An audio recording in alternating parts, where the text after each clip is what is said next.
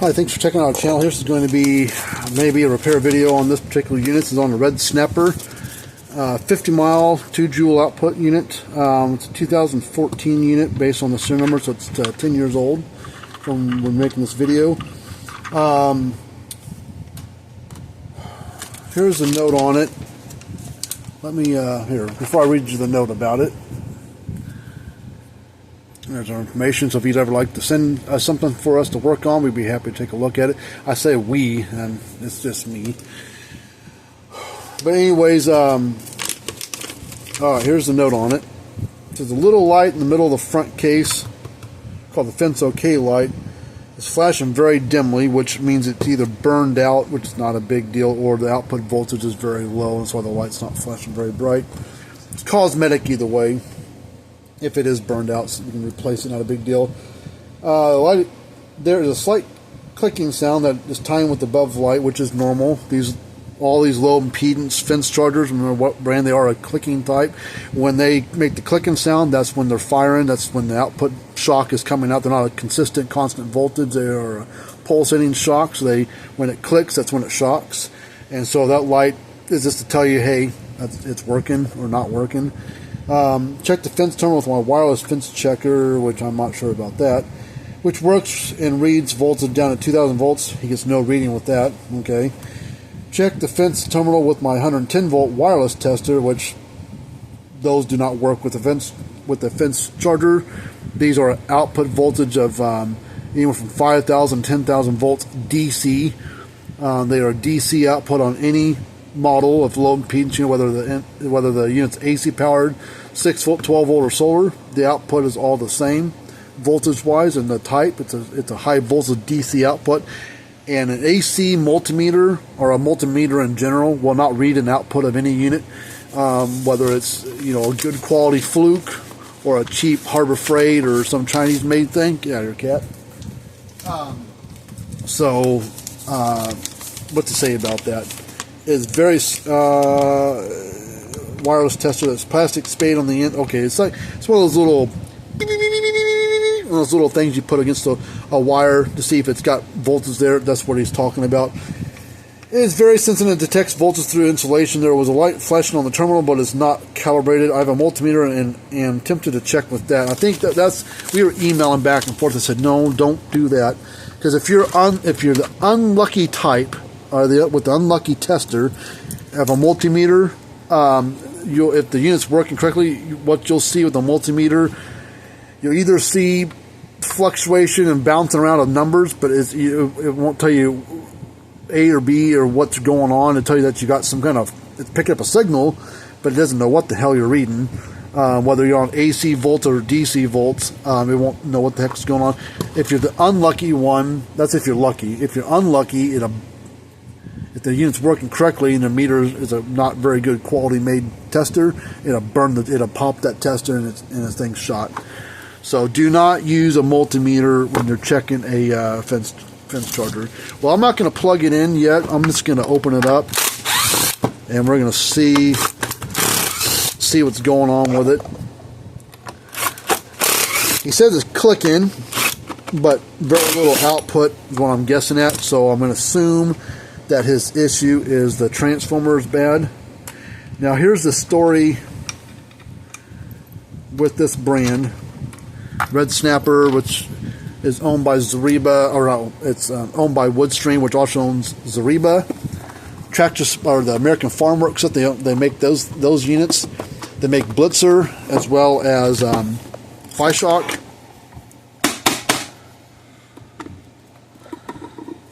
Stuck together pretty good. Don't score it up too much. Just want to, just enough to break the connection point to get it apart. Anyways, about that Woodstream company, they are no longer making parts for any of their units. They stopped doing that back in November of 23. That was a cutoff date. So I'm going to turn my fancy tester on. We're going to test peak output voltage, and we'll see if it's clicking along first, and then we'll proceed from there.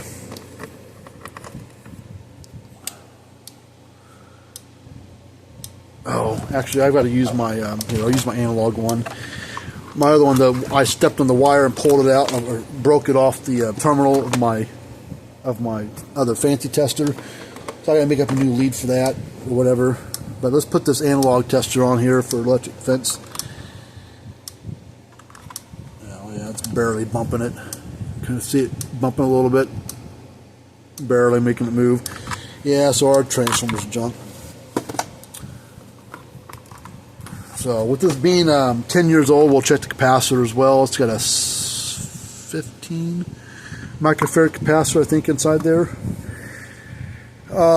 Let's discharge the capacitor first, which we'll just use a big resistor. It's a 75 ohm, 300 watt resistor.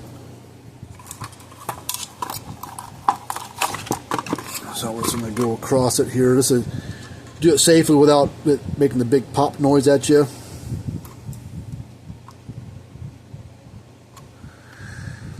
Alright, we'll unhook one wire from the capacitor, and we're just gonna, it needs a transformer, but I'm gonna check this capacitor while we're at it. Because we'll either replace it with a brand new one if I got one, or if it's a little low, we'll add a second one in here to kind of, bring in the extra microfarads that it's missing. 14.9 out of 15, that's pretty darn close. So if it's ever been replaced, for being 10 years old, still good shape.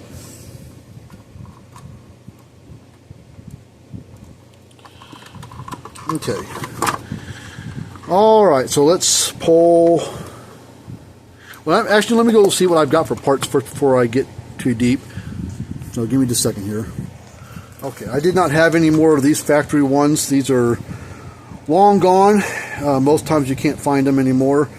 We are going to take this transformer here. I've just used it something else before for testing, and we're going to modify it or whatever.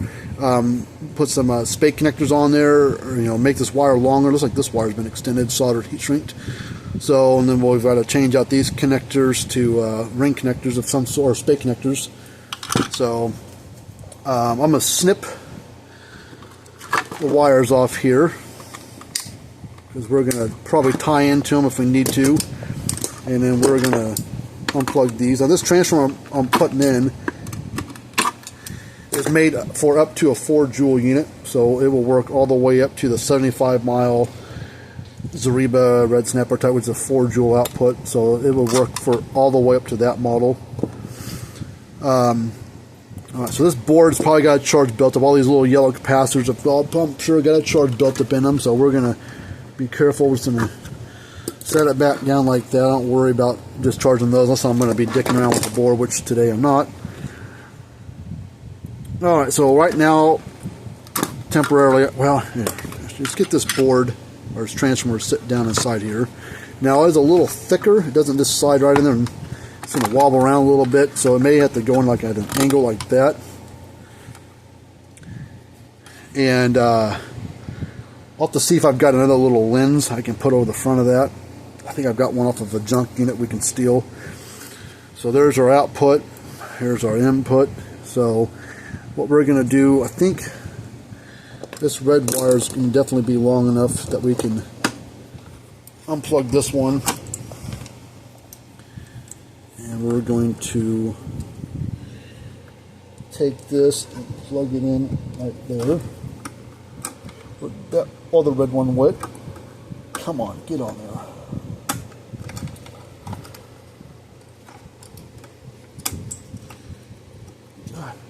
There we go. Now the black one I think is going to be a little too short. Actually, it might not be. Let's see. We'll plug this.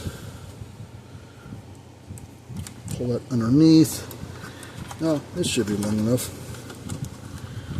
Plug that on there. Now let's turn it on, and we'll test across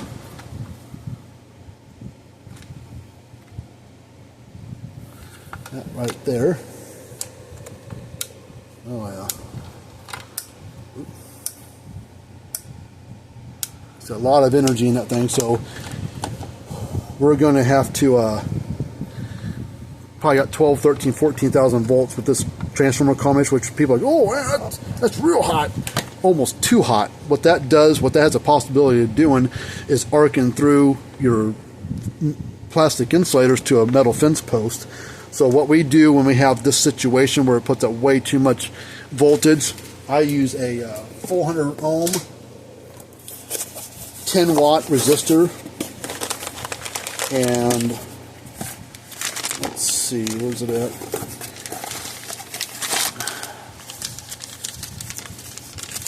And I put it across the input side, and we'll bring that voltage down to around about 8,000 plus or minus volts, which is where you want it at. So it's basically got like an internal load, and we're going to put it across the terminals here. I'll show you how we do that. Solder iron's powered up because we're going to need to do that. Alright, so what I do is I take spade connector wires, or the output wires, and I wrap it around these, the leads of the... Oh, that's okay. The first one fell off, but let's solder it on there so that way it stays put, and then we'll put the other one back on.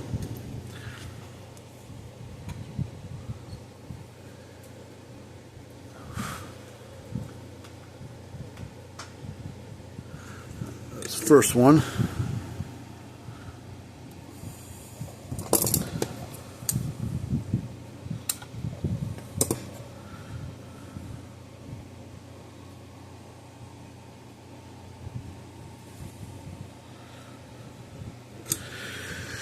And then we'll solder across this one.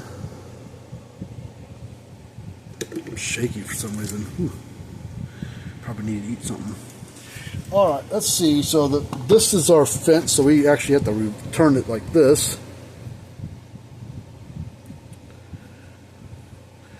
And what I got to do now is I need a couple female spade connectors. And we're going to crimp these on here. Now this, I don't know if I said this earlier, this transformer does not have a light bulb built into it.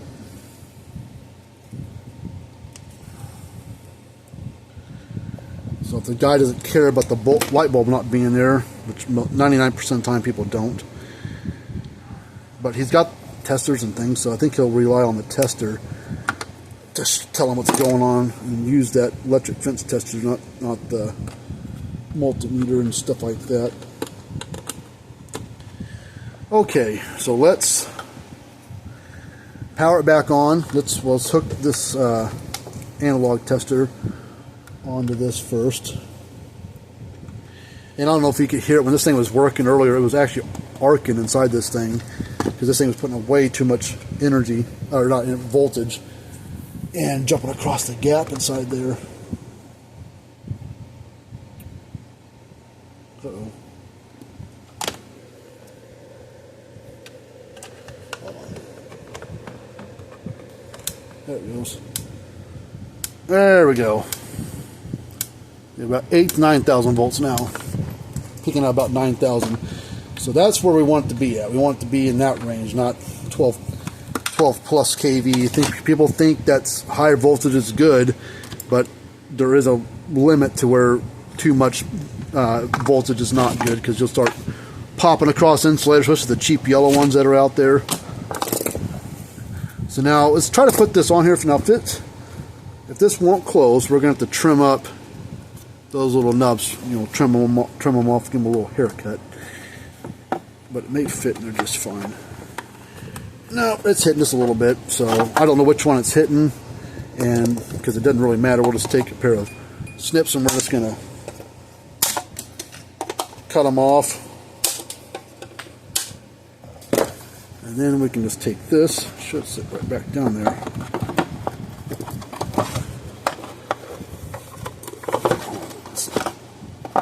There it goes. There we go.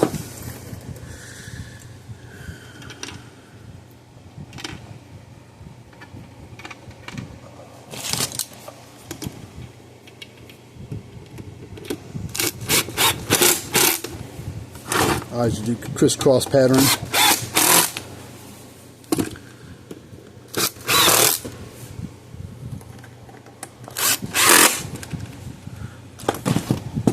and I'll still get a lens cover. Even though there's no light bulb there, I want to block that off so no freaking little bugs get in there. You know, that water. Well, these ain't waterproof units, so don't not put an AC unit outside unless you got a bucket over or some kind of protective box to put it in. But I want to put that in so no ants or mud daubers or wasps or whatever don't get inside this. So let me go sniff around here, see if I've got a spare one. All right, there we go. Yeah, I stole it off of a 75 mile Zariba because I had one of those come here not too long ago, and it needed everything. It needed the board. It got blown up by lightning. Board, transformer, capacitor, sort of set up inside there, and it just wasn't feasible. And he ended up buying, not for me, but I told him, don't go out and buy another one of those Zaribas because you can't really get them fixed. You can't really get these fixed. This guy just happened to luck out that we've got a transformer that will work with this unit.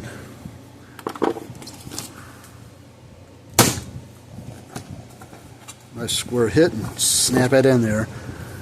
Alright, let's see what kind of pulse this, or kind of pop this thing gives. Kind of like spark it'll throw. Screwdriver and we'll jump across it.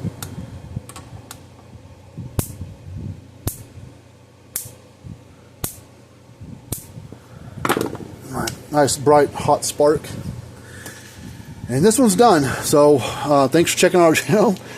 Quick one. Move on to another unit and away we go. Have a good rest of your day.